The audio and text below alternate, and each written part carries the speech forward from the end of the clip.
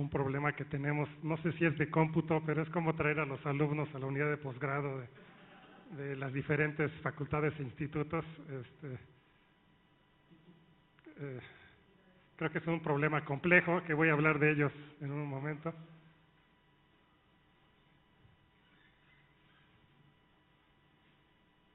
Tengo 2 horas.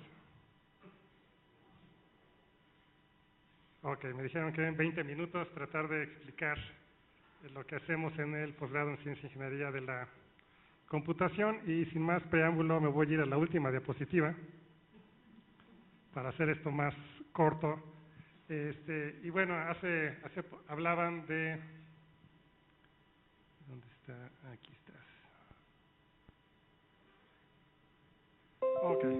Hablaban de la forma como se ha dado cómputo en la universidad. Esta es una diapositiva que muestra de dónde son mis tutores, y lo que muestra es que vienen de todos lados. Si bien en el IMAS está una tercera parte de los tutores, tenemos tutores de ciencias, ingeniería, de las FES, matemática, ingeniería, del ICAT, y el que dice otros es la otra tercera parte de los tutores de cómputo, y otros son tutores de psicología, de filosofía, de nucleares, de astronomía. Esto es algo muy positivo, ¿sí? Tenemos un montón de líneas de investigación muy diferentes, y también es una pesadilla cuando vamos al CONACYT a explicarles a los del PNPC cómo funciona el posgrado en la UNAM. Nomás no nos entienden, ¿sí? Entonces, me voy a regresar. Ok, tenemos en computación 6 líneas de campos de conocimiento: computación científica, señales, imágenes y ambientes virtuales, inteligencia artificial, teoría de la computación, redes y seguridad en cómputo, e ingeniería de software y bases de datos. Y lo que quiero hacer hoy es, más que darles una lista anecdótica de qué tutor hace qué cosa, quiero darles una idea general de lo que se hace en cada campo, y ver cuáles áreas tienen el potencial de crecer en otros posgrados de la universidad. Entonces, sin más preámbulos, vamos al primero, que sería cómputo científico. El cómputo científico básicamente es el uso de herramientas matemáticas, teorías multidisciplinarias para simular sistemas a través de modelos en computadora, ¿sí? ¿Por qué es importante poder modelar un sistema, un proceso en una computadora? Porque es más fácil entender cómo funciona, ver el efecto de las diferentes variables que lo componen, etcétera. Se dice por ahí que el cómputo científico es el tercer pilar de la ciencia, junto al análisis teórico y la experimentación. Antes de la computación, o modelabas analíticamente un sistema o experimentabas con él. Ahora tenemos una tercera opción. Y sobre todo, cómputo científico es importante cuando es un problema que no se puede resolver de manera analítica, donde puede ser peligroso alguna planta de residuos tóxicos, o por ejemplo, cuando el problema a resolver es muy costoso o requiere mucho tiempo, ¿no? Imaginemos 2 galaxias que se están colisionando. ¿Cómo lo experimentas? Tardaría un poquito de tiempo, pues mejor haces un modelo en computadora, ¿ok? Algunas de las líneas de investigación en cómputo científico que se ven en el posgrado está modelación matemática de sistemas continuos, modelación numérica, estructuras algebraicas, geometría multifractal, lo que son antenas multifractales, combinatoria, optimización, dinámica de fluidos computacional, aplicado por ejemplo a campos petrolíferos, teoría del cómputo cuántico, redes de Boltzmann, sistemas complejos, fenómenos multiescala, y finalmente teoría de la información. Okay. Otra área importante de conocimiento del posgrado es el área de señales, imágenes y ambientes virtuales, y esto es muy importante en otros posgrados, porque todos los posgrados, excepto matemáticas, ¿dónde está matemáticas? Ahí está. Todos, excepto matemáticas, manejan señales en una dimensión, en 2 dimensiones, o no sé, a lo mejor Silvia me va a reclamar al rato. ¿Sí generan señales? También hay señales en matemáticas. Entonces corrijo, todos los posgrados de área 1, área 2 y no sé las demás áreas, manejamos señales todo el tiempo, señales en una dimensión. En el posgrado manejamos señales de fotoacústica, ultrasonido, tomografía, señales Doppler, procesamiento de audio, navegación robótica, señales sísmicas, señales geofísicas, sistemas embebidos, y aquí podría caber cualquier tipo de señal. Todas las señales son las mismas, tienen frecuencias, tienen densidades espectrales, tienen amplitudes. Entonces, Realmente el estudio, la investigación en señales que se tiene en el posgrado, se puede muy bien reusar en otros posgrados. Por lo que corresponde a señales en 2 dimensiones, tenemos procesamiento de imágenes médicas, que es un campo muy fuerte del posgrado, navegación robótica, aplicaciones de imágenes en salud y procesamiento digital de imágenes de satélite.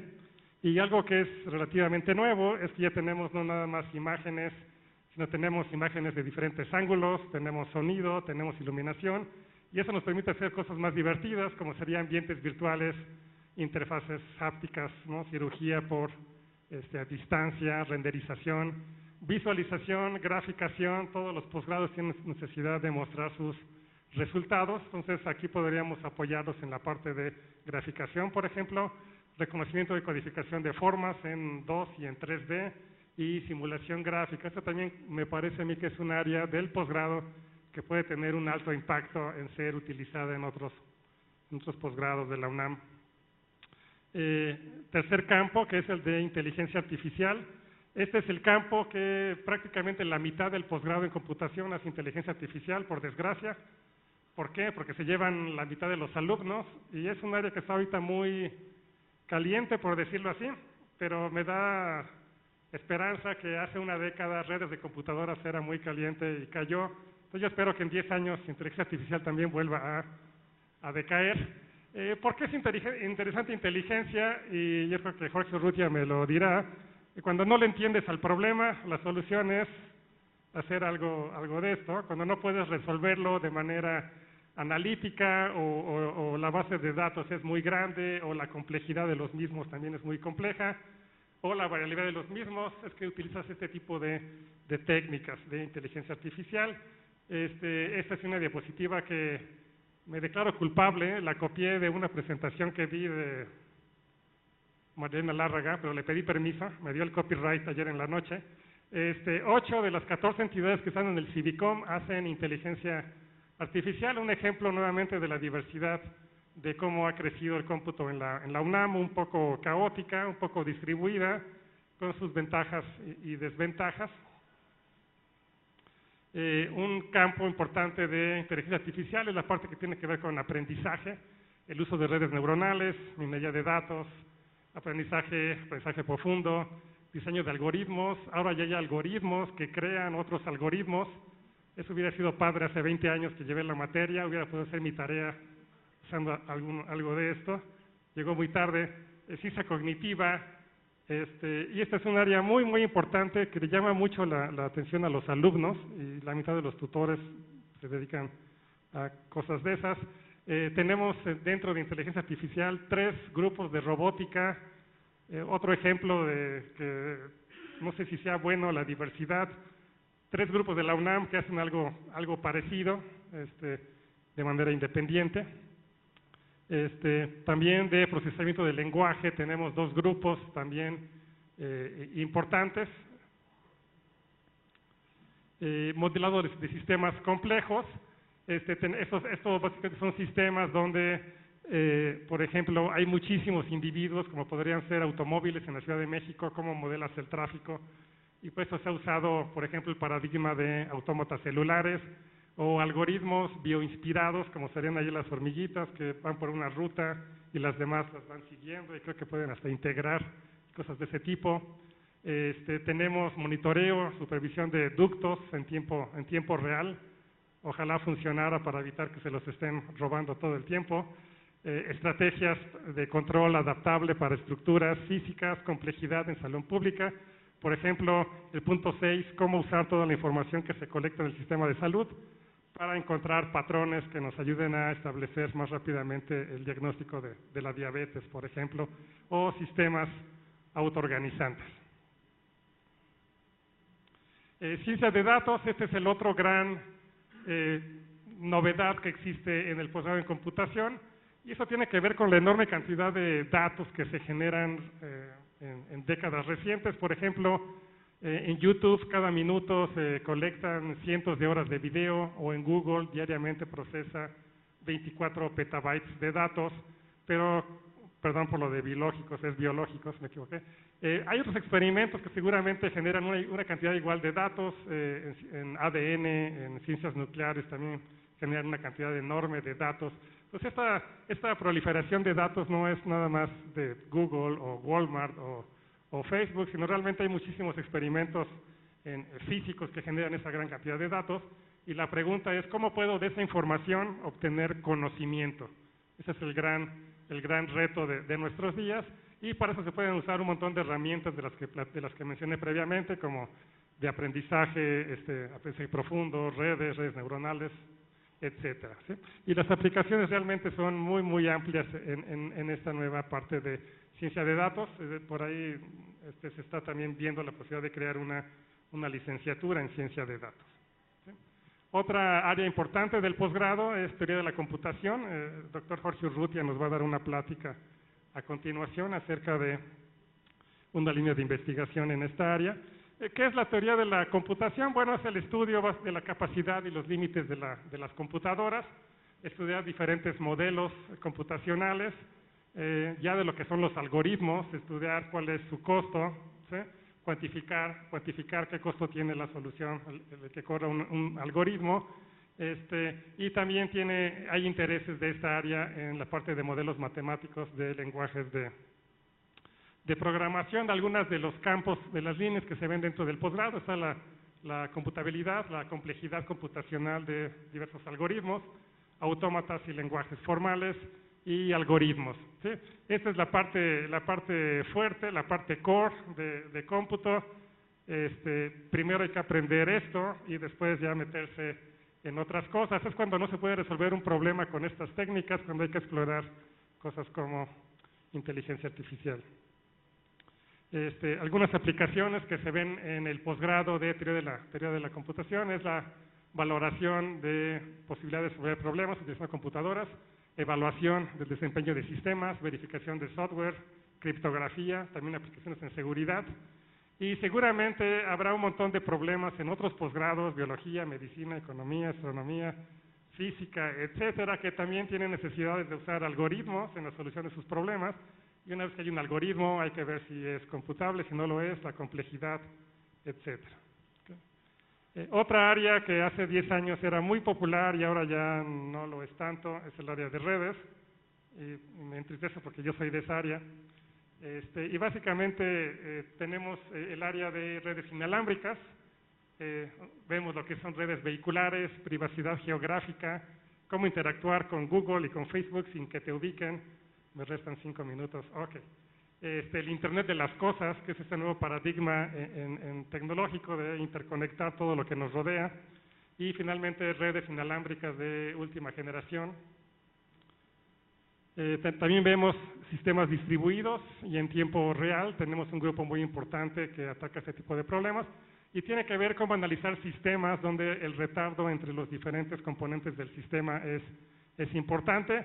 Y esto se ve en el posgrado casi siempre a nivel de redes de computadoras o de procesos, pero imaginemos un experimento donde una parte del experimento corre a partir de que otra parte le da una señal.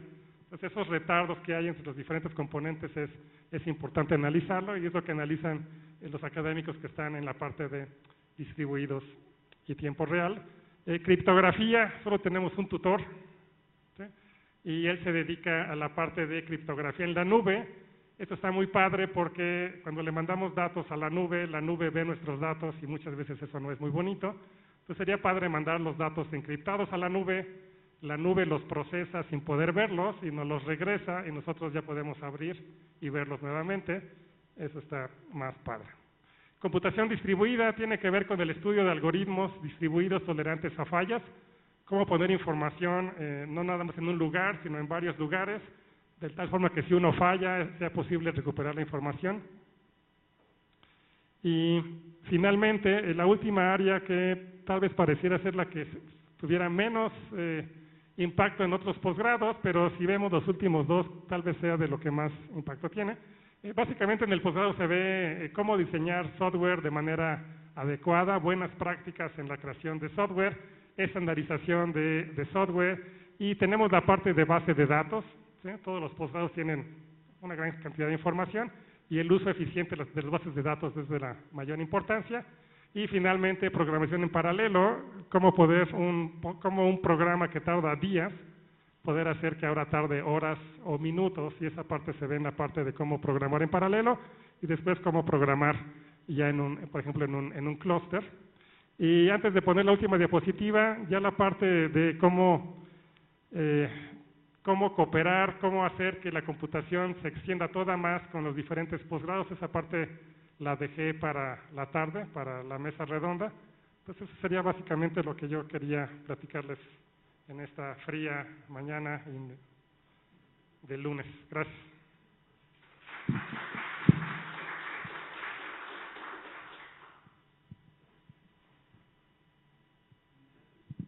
Con una pregunta que me hagan, ya fue el 10% del quórum. Bueno, yo soy un alumno, digo, para que sí quede claro que sí hay alumnos interesados en venir. Estoy empezando en informática. Tengo un par de preguntas. La primera es muy simple. Para que yo ingrese a un posgrado en ciencias de la computación, ¿requeriría aprender un poco de electrónica o de cosas de circuitos? No es necesario. No. Perfecto. No. Lo segundo, yo he estado muy interesado sobre todo en inteligencia artificial, pero para la modelación de la conducta, sobre todo la humana, que creo que es el interés, es el área más sexy de inteligencia artificial. Entonces, yo he visto también que para modelar la conducta se utilizan sobre todo modelos matemáticos basados en biología evolutiva. Entonces, ahorita viendo que cómputo científico se basa más que nada en modelos y en simulaciones, ¿sería más conveniente entrar a esa área que en inteligencia artificial si el objetivo es hacer esos modelos y esas simulaciones? Si lo que te interesa más es la aplicación final, tal vez te convenga más cómputo científico. Si te interesa más el método, tal vez te convendría más inteligencia artificial. Entonces, sería una decisión que... el problema de irte por el cómputo científico e irte a la aplicación es que te centras mucho ahí, y si te mueven de ahí, ya te vas a trastabillar. Si aprendes el método en inteligencia artificial, el método te sirve para cosas como las que mencionas o para cualquier otra cosa. Entonces es una decisión que tienes que tomar. Muchas gracias.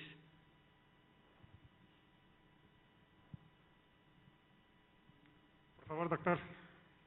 Mi vecino le dije que si no me preguntaba me iba a sentir mal, entonces me hizo caso. Oye, yo la pregunta que tengo es, ¿qué tanto de lo que se hace es hardware y qué tanto es software? 95% es software y 5% es hardware.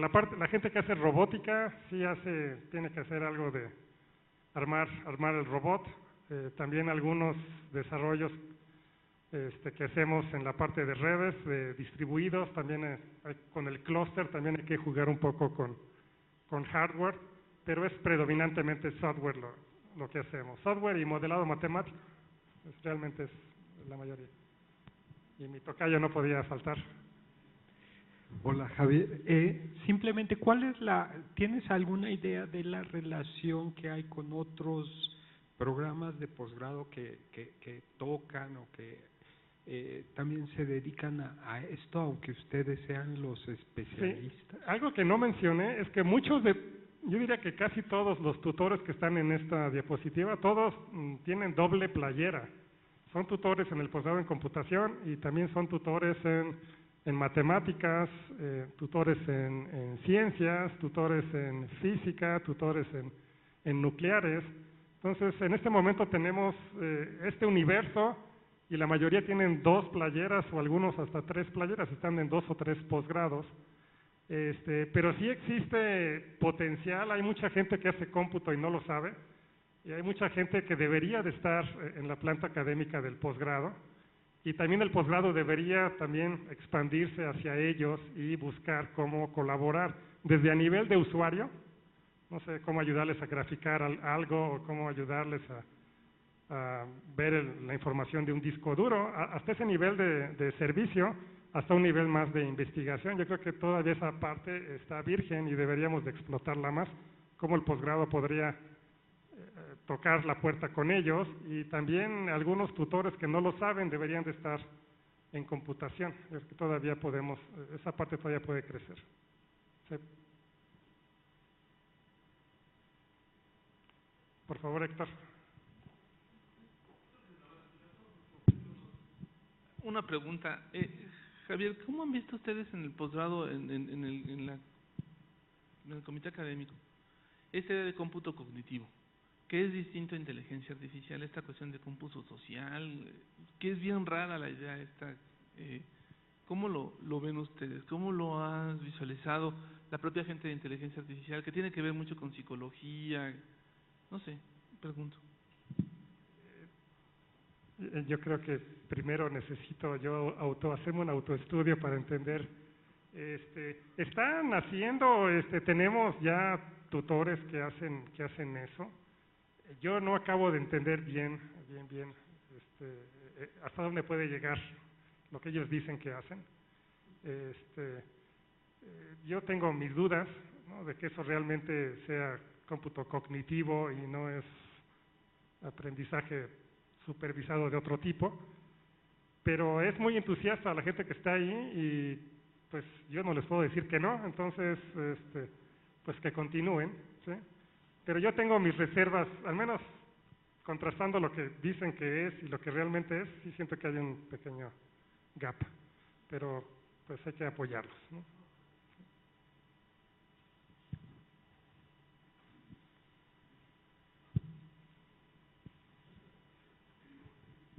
Buenos días a todos, doctor. Gracias por su plática. Estoy pues un poquito angustiado en el sentido que ¿qué rol juega un posgrado en ciencia e ingeniería de la computación, no solamente de la UNAM, sino en cualquier institución, tanto pública como privada del país, en relación a los desarrollos que están haciendo las grandes empresas tecnológicas como Google, como Facebook, que están definiendo la orientación del hardware, del software, donde están los expertos que están definiendo qué finalmente se va a aplicar en las universidades o se va a estudiar? Ahora resulta que ya pusieron primero el pavimento y luego quieren hacer la tubería, ¿no? Entonces, ¿cuál es el rol que está jugando en este momento un posgrado en ciencias de la computación? Bueno, primero que nada, si pensáramos así, pues definitivamente nos tendríamos que ir a nuestra casa, ¿no?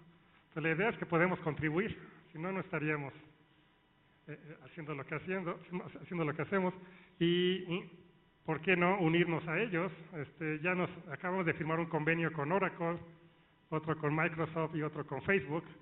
Entonces la idea es participar con ellos. Entonces por un lado es participar con ellos, que nuestros tutores y alumnos participen con ellos. Tenemos ya alumnos que se van a ir el próximo semestre a hacer prácticas profesionales a Oracle. Pero al final lo fundamental es con o sin estas relaciones con esas macrocompañías. Nosotros deberíamos de sentirnos orgullosos y seguros de que lo que hacemos es importante y es una contribución al área de cómputo, ¿no? Entonces esa parte siempre tiene que estar presente.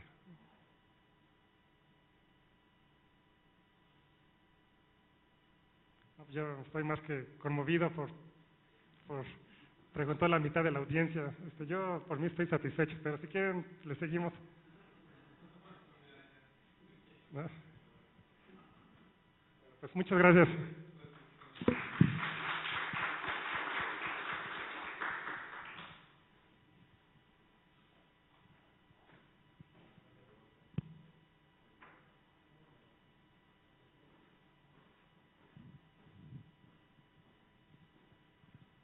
Para continuar con nuestro programa, representando al posgrado en Ciencias Matemáticas, recibamos al doctor Jorge Urrutia Galicia con la ponencia Geometría computacional y una aplicación a problemas de ruteo en redes celulares.